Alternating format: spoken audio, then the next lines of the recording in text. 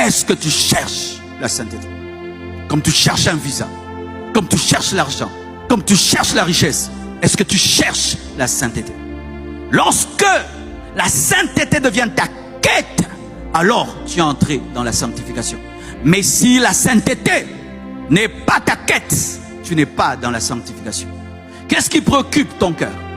Lorsque tu as l'argent et tu as le péché, tu as la paix, tu n'as pas une vie de sainteté. Les gens qui recherchent la sainteté, même s'il a l'argent, même s'il a succès, même s'il a tout, s'il n'est pas dans la crainte de Dieu, il n'a pas la paix.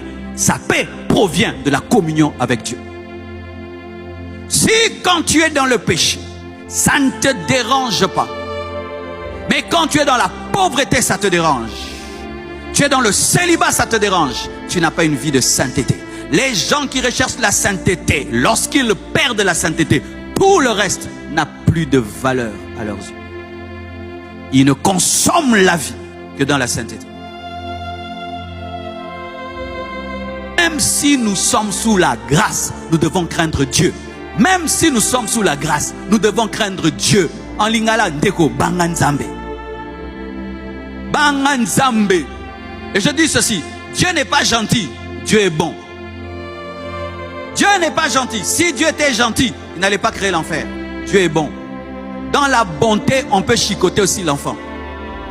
Un parent gentil gâte les enfants. Un parent bon éduque les enfants. Crains Dieu.